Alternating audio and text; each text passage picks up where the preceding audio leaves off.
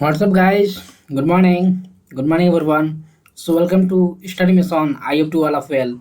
So, आइए आज का लेक्चर स्टार्ट करते हैं और देखते हैं आज के इस लेक्चर में, आज के इस करंट अफेयर्स में कि क्या कुछ नया सीखने को और जानने को मिलता है इस करंट अफेयर्स से।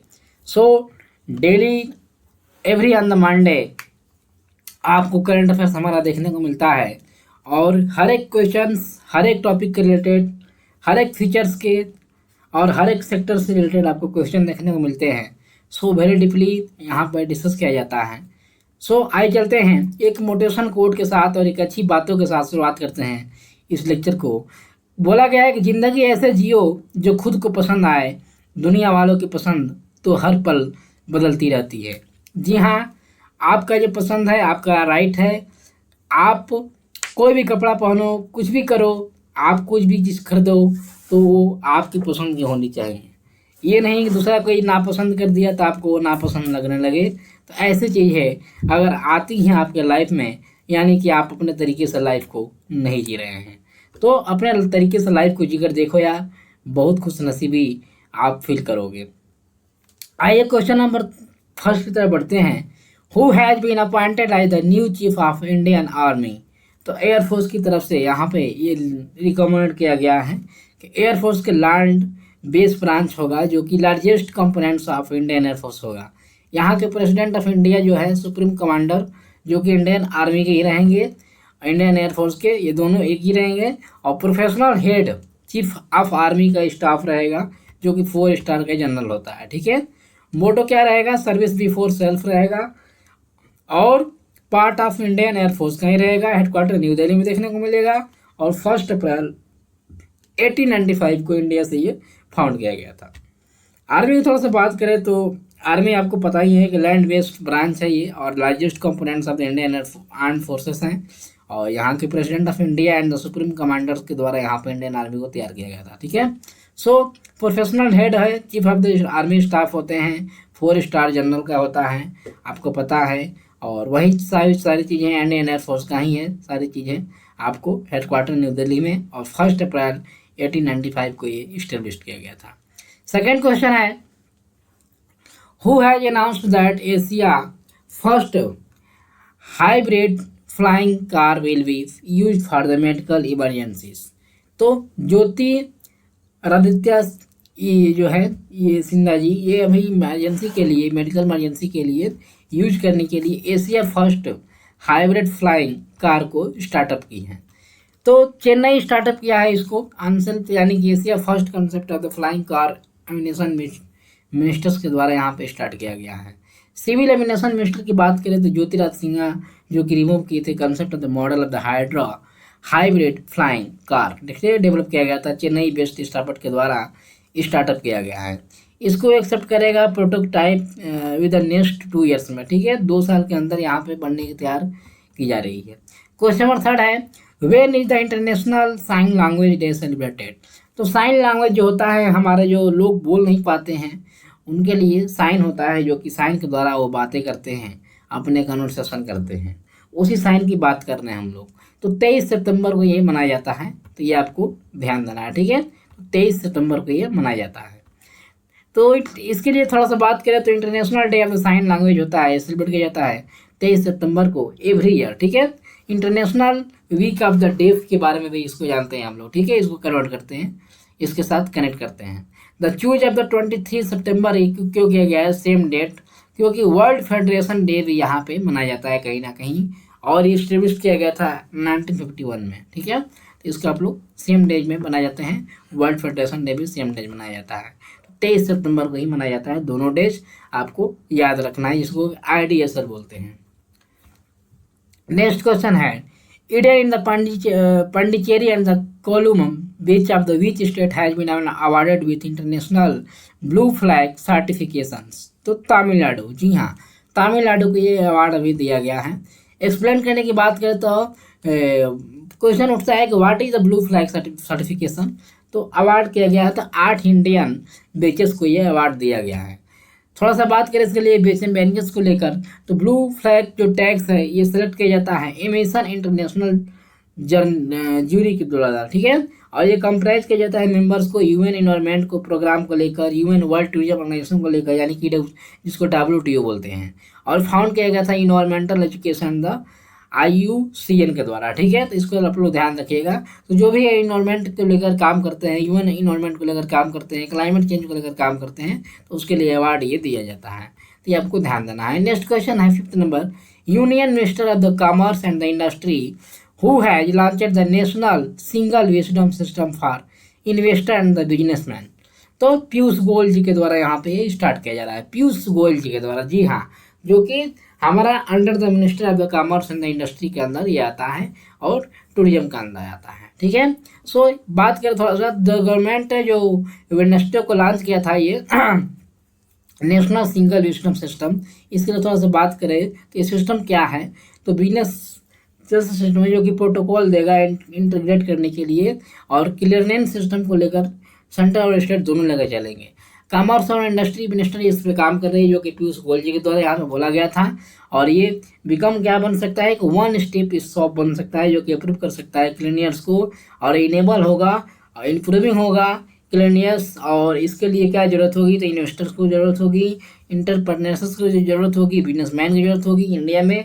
और पोर्टल करेगा आज के समय में होस्टेज जो अप्रूवल हैं, जो कि अक्रॉस द 18 सेंट्रल डिपार्टमेंट्स जो हैं, 14 सेंट्रल डिपार्टमेंट्स आपको अदर देखने को मिलेंगे, 5 स्टेट्स आपको देखने को मिलेगा, जो कि दिसंबर 2021 तक का। तो गोयल जी के द्वारा पे यहाँ स्टार्ट किया गया है, जो कि आपका जो हेरिटेज साइट होती है उसको कहीं ना कहीं डेवलप करने के लिए, और हेरिटेज साइट पे हमारे टूरिस्ट को बढ़ाने के लिए, जो कि बिजनेस के रूप में यहाँ पे कहीं ना कहीं काम करने वाली है। तो पीयूष गोयल जी के द्वारा यहाँ पे स्टार्ट किया गया है। क्वेश्चन नंबर 6 है, which prime minister has been honored with the SDG Progress Award by the United Nations sponsors। तो शेखिका हसीना जी यहाँ पे इस प्राइम मिनिस्टर जी ने SDG प्रोग्राम्स को अवार्ड दिया है। ठीक है, तो SDG की बात करें तो इसका फुल फॉर्म होता है sustainable development goal. Sustainable development goal की अगर थोड़ा सा बात करें तो सस्टेनेबल डेवलपमेंट उसे बोलते हैं जो कि हमारे आने वाली पीढ़ियाँ भी उसका लाभ ले सके। जो भी डेवलपमेंट हमारे तरफ से होता है या गवर्नमेंट की तरफ से होता है, और वो डेवलपमेंट जो कि हमारे आने वाली पीढ़ियां भी उसको लाभ ले सके, यानी कि विच डेवलपमेंट जो कि आने वाली पीढ़ियां भी, यानी कि will the next year या will the next generation benefit also, so it's called the sustainable development goal।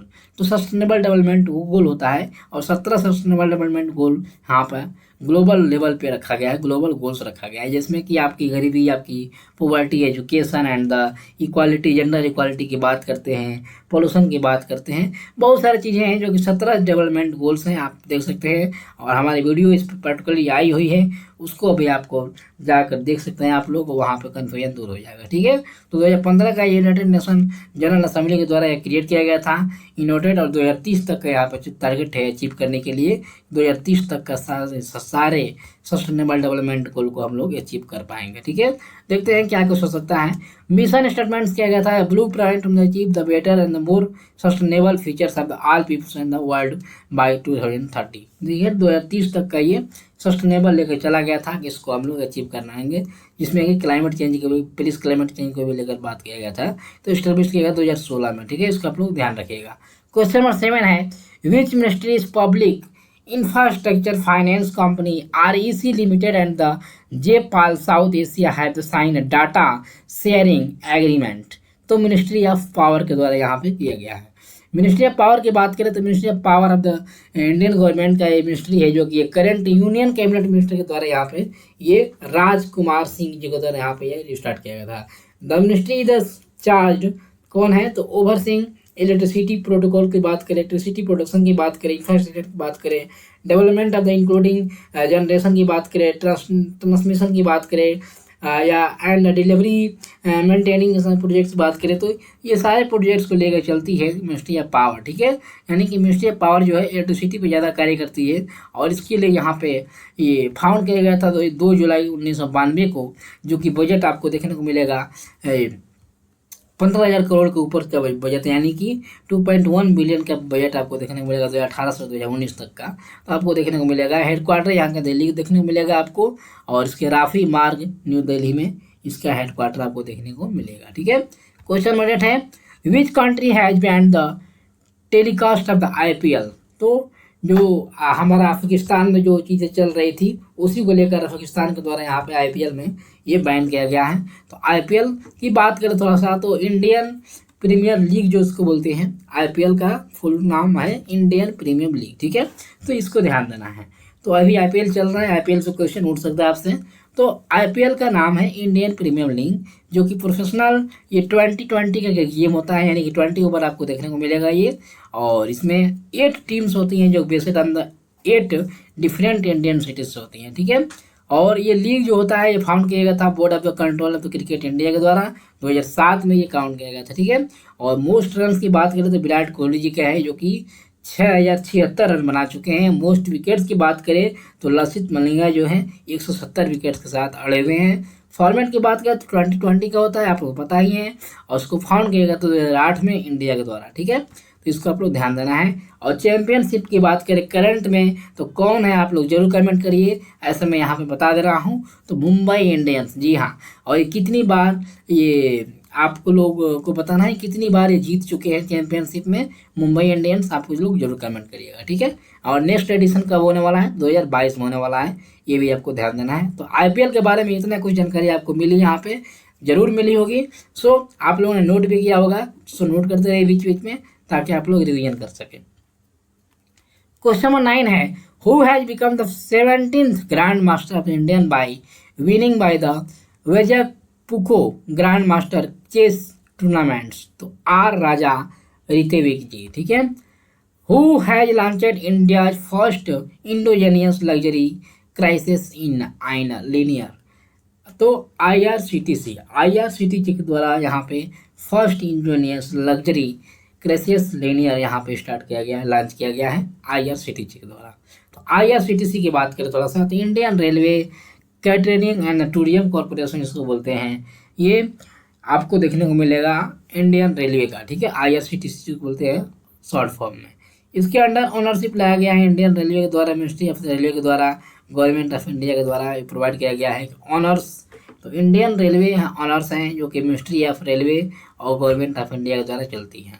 Services की बात करें तो charting, tourism, hospitality services and online ticket आपको देखने को मिलेगा। ठीक है, online tickets. So I hope कि लेक्चर्स पसंद आया होगा आपको, और इस लेक्चर्स में काफ़ी कुछ नया सीखने को और जानने को मिला होगा। सो मिलते हैं फिर नेक्स्ट लेक्चर में, और जितना कुछ नया समझ में आया है आप लोग जरूर कमेंट करिएगा, और लाइक करिए, शेयर करिए, सब्सक्राइब करिए।